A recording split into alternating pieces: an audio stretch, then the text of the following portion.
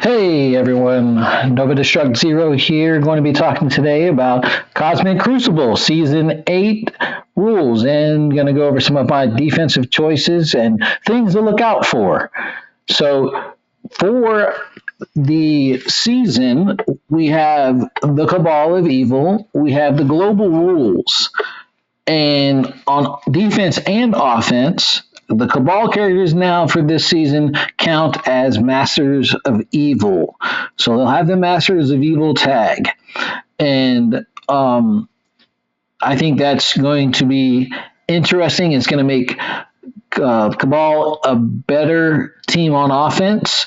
However, just remember when you're doing any kind of Masters of Evil combination with the Cabal characters, you do lose the ability to use the entire MOE team. So just case by case basis, depending on your roster, if you can afford it or not, whether or not you should break up that MOE team to make a super powerful team in Cabal. However, you might not have a choice depending on how high you're punching up into some certain defense. So just keep that in mind. All right.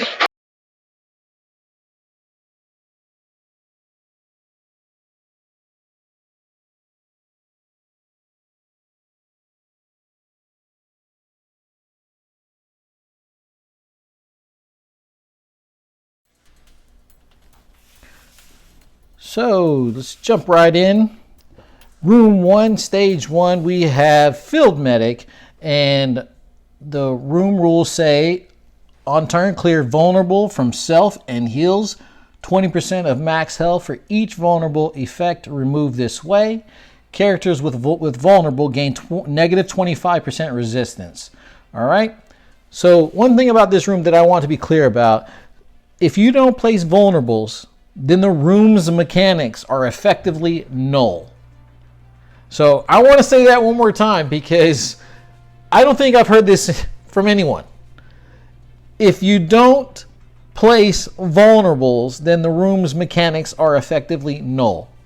Please keep that in mind when you're making a decision on defense in that room. The mechanic can be annoying if you're not thinking about it, if you're putting Raider and Skirmisher everywhere and putting down vulnerables left and right. But if you don't, then you don't have that problem. So the mechanic, like I said, you don't get to choose what your opponent attacks with, and it applies to all characters on offense and defense. So for you, on your defense, you can choose not to place characters with Raider and Skirmisher, or put less characters on defense with Raiders and Skirmisher. Now, that being said, I think the negative 25% resistance, it's not going to matter as much as the health, which is 20% of max health. So, you can almost effectively ignore that. So, I would not even try to play the resistance negative, but to avoid giving your opponent extra health by not placing vulnerables. Simple as that. Also be mindful regarding Cabal's Iron Patriot, who places vulnerable with his passive and his abilities.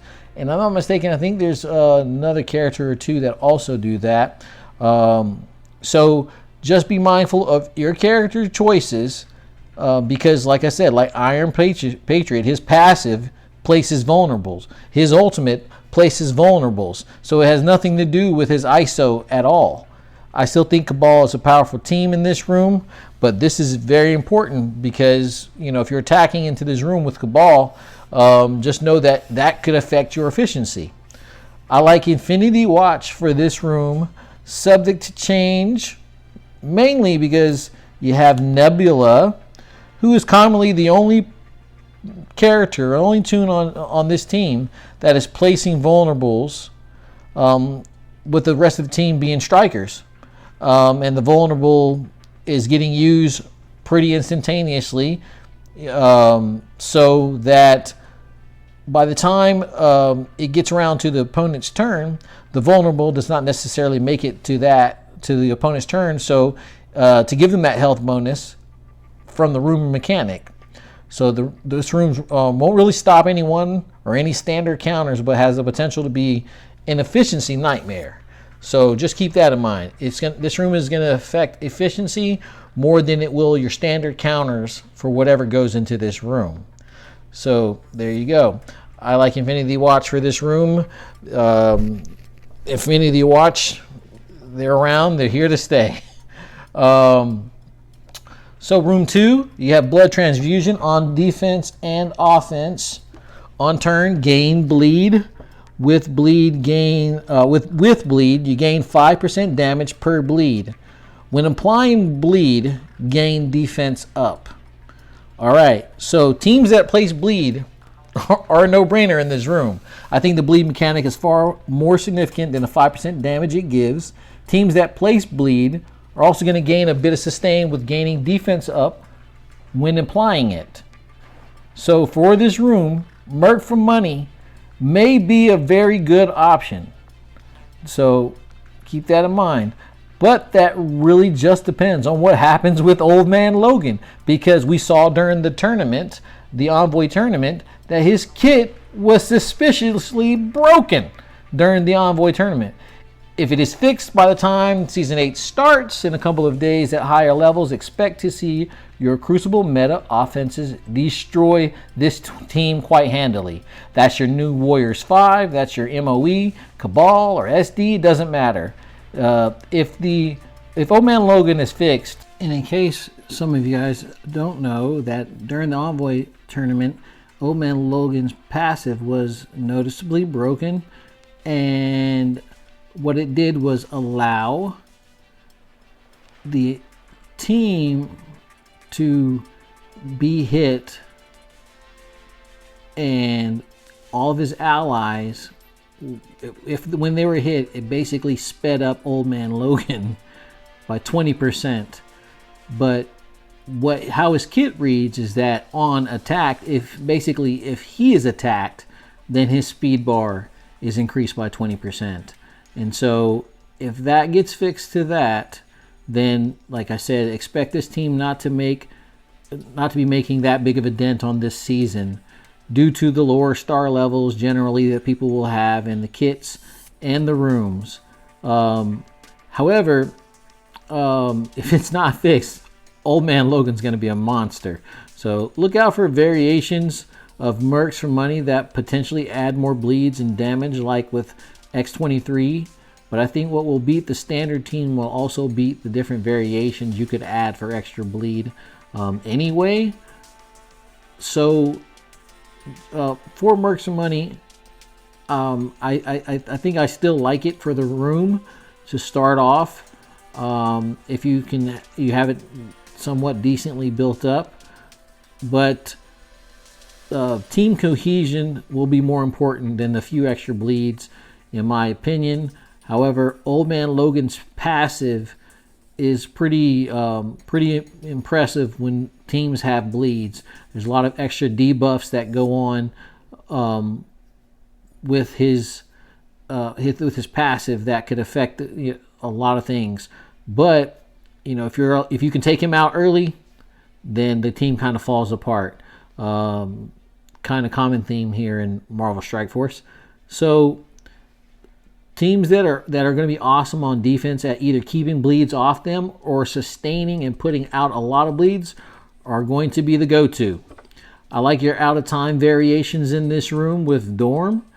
Mercs for money, we'll call it TBD, to be determined. And yes, your La Cucaracha de MSF, Infinity Watch. So the cockroaches of MSF still sticking around on defense and Crucible. Infinity Watch, I think they will be a good, viable option in this room as well. All right. Moving on to room 3. So this room, it says it's called double tap. Unsuccessful hit. If target has exposed, perform a basic attack against that target. Characters with exposed have negative 20% resistance. I want you to know that is pretty much, this is going to be the room 5 for this season from last season, basically. Put whatever you have left on defense because this room is hot trash. You can pretend it doesn't even exist. Negative 20% resistance should not really make you change your plans for the other rooms. The extra basic attack, I mean, that's not going to be a game changer per se. Because, I mean, how many characters do we have that put out expose? You got Sus, you got Nightcrawler and Vol. Vol on defense without raid room bonuses is just laughable. He'll be dead before he takes a turn, or she, or they, however you want to take Vol. With Sus and Extreme teams, you should just allow those placements based on your overall strategy. You can kind of treat it, like I said, like Room 5 last season. What you put there would work there. So whatever you put in Room 5 last season would work here. So your Infinity Watch, again, out of time variations, Superior 6, extreme combination variations, Rogue, Phoenix, etc. But I do want to make one observation about your out of time variations. Whether or not you drop Starbrand versus Cosmic Ghost Rider, I think it's the over prevailing opinion of many people that Starbrand is a terrible character, and I say for the team, probably not one of the best characters for obvious reasons.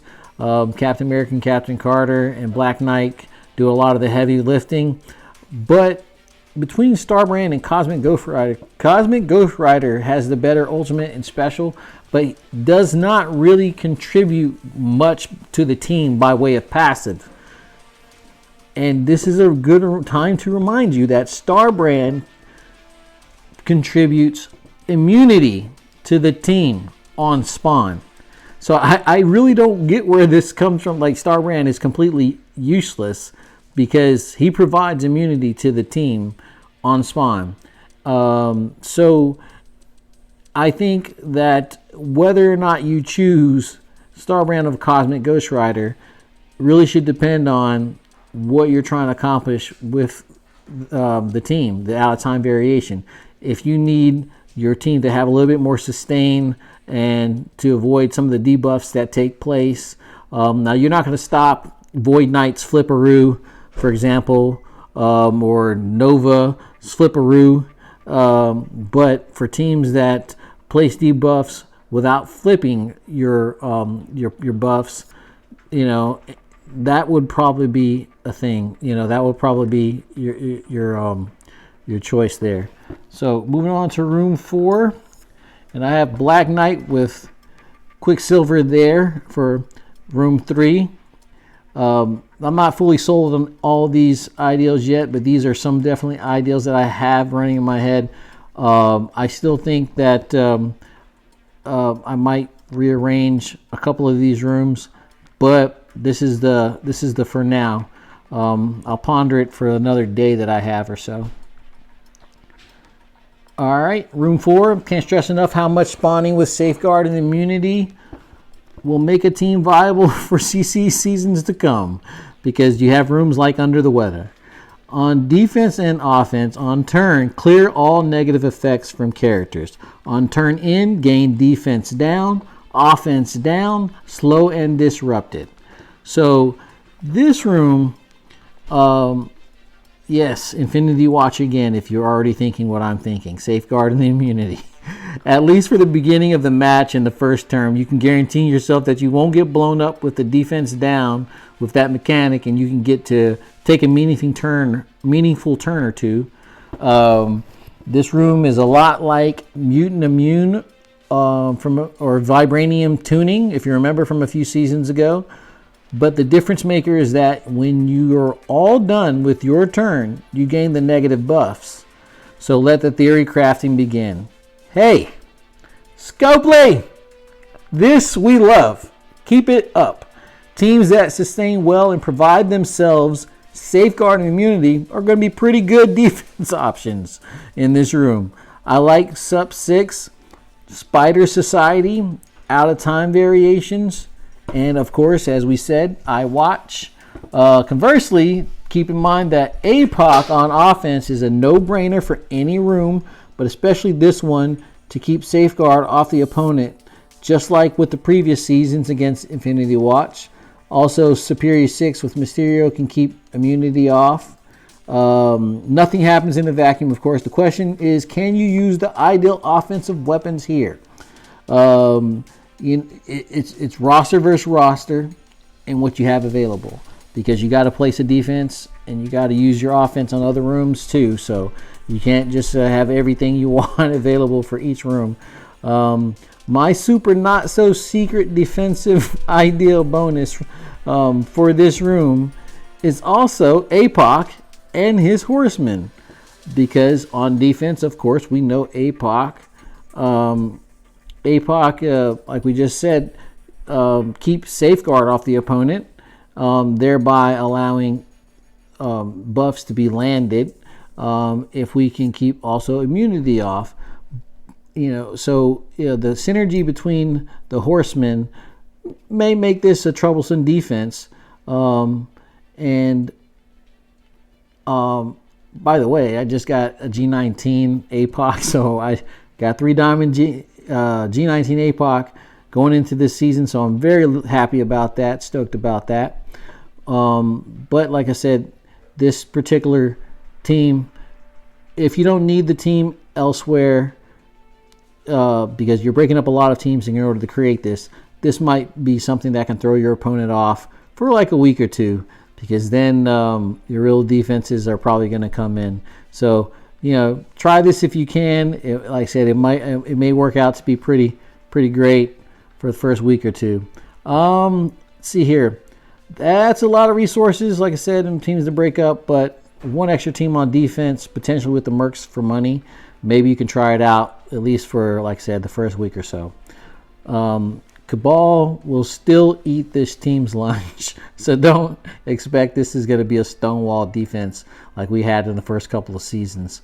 All right, Room 5. Villain characters on spawn. Gain revived once at 50% max health. The Cabal of Evil on defense and offense. Cabal characters count as Masters of Evil, of course, so keep that in mind. This room is a villain room. All right. All the villain teams you've ever placed with Dorm, without Dorm, without having to have Dorm in this room, boom! Those are your defensive options. So all your sus combos, Hive Mind and SD with sus, Sinister 6, Superior 6, Extreme. Just keep in mind that this only works for villain characters. So unlike Dorm, who of course gives all the buffs to villain and hero characters alike, as far as the revive once. So Marvel Hardlight, if you place Secret Defenders in this room, Marvel Hardlight will not revive. So she's typically the first one that gets attacked and gets taken out. So if you throw in Black Knight on defense as well, he won't revive. Robbie won't revive. Photon won't revive. So like I said, you got to keep that in mind, because it can make all the difference. Rogue, Rolk, Red Hulk, or some other that mess with people, because of course we know their lore and villain or hero status is obscured by their backstories and Marvel lore. In this game, they're all heroes. They're all tagged with the heroes. So I am front running with some type of Sinister 6, Superior 6 type combo, but I like the Hive Mind sus, but may have to wait until after week 1 with more data, with how these rooms do, and actually if they're doing what they're supposed to do. Scopely, this we don't love, but we do have a history of beginning season mishaps in that department, so don't rule it out. So for this room, I have a defense that actually started to work well for me in room 3 of last season, towards the last couple of weeks, is a Superior Sinister 6 combo. Leaving off Lizard, of course, allowing Lizard to be available for offense in case you need Lizard on offense. And taking Shocker and Vulture and adding them with Green Goblin, Craven, and Doc Ock, it did well for me in room 3. So taking it to this room, like I said, it may be like a good budget Superior 6 combo. I was able to get some stops, and maybe this season the extra offense up that Shocker brings, and when Doc Ock summons, it'll bring Rhino actually, because if you read the kit, if Shocker's already on the field and Vulture was not there, then Doc Ock summon would actually bring Vulture. But since Shocker and Vulture are going to be there, the next person on the list for Doc Ock's ability there is Rhino. So when Rhino comes, he does come with some pretty cool things, the ability to clear blinds, but also he comes with a taunt mechanic. He also comes with adding extra defense. All right. And so for room 6, the room mechanic is all characters after using an ultimate ability spread all positive effects to adjacent abilities. Ultimate abilities cost 2 less. Now we've seen rooms like this before. So enter aisle 6, first turn ult department, please. Yes. Fast teams with first turn ults can make this a theory crafting monster. But this room also has the ult abilities cost 2 less, so that makes it even more intriguing because more ultimates for more characters are available, to play with. So this we love, Scopely. Keep it up. Keep that up. That's what we want to see. No broken game. More theory crafting for Crucible. We love it. So plug in. Play all your ulting monster teams in here. Teams with big ults and have good buffs are the ones I like. The list is so long here for potential teams for this room. So with this room, I'd say consult your roster availability. But teams that will do well here are, to name a few, are Sus, Hivemind. With that Sus ult ending things faster than a knife fight in a phone booth. Superior 6 without Lizard, no problem. Add Quicksilver or Sus. You got a pretty good team there. Worried that you'll be outsped? Add Dorm and make them kill you twice before you get an ult off, and watch those beautiful buffs fly, baby. All kidding aside, BO Quicksilver is intriguing here. Out of time Dorm or out of time Quicksilver. And you damn Skippy, if you thought I was going to allow another room go by and not say Infinity Watch, you're mistaking yourself, you're fooling yourself, because Infinity Watch would also be good here. To mix it up, though, maybe replace Moondragon if you have it in your roster or full team, either way. But you can drop in Dorm or Quicksilver and make it an even much more annoying team. I lean towards Quicksilver. He adds that extra RNG and has that ult that's going to happen so much quicker with the room rules, and he's going to spread around some positive effects. So stick him in the middle with who you want to receive those. And Hivemind, I'm sorry, Hivemind. My honorable mention for this room, of course, is we saw this 2 seasons ago more commonly, but Darkhold Quicksilver or Darkhold Dorm for these last 2 rooms. This time, starting out, I'm not coming timid for this defense. And it's the start of the season. I choose violence.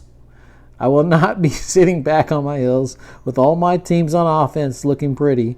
Call me Donatello, baby. The Turtles are back in time. That is all I have for now. And I have tentatively Hivemind and Sus for me because that's where it fits. Join me this season if I have said at least one thing that has helped you prepare. Please hit that like button, hit that subscribe button, And let's go! Season 8 Cosmic Crucible to the moon. All right, Nova Destruct out. Thanks for watching.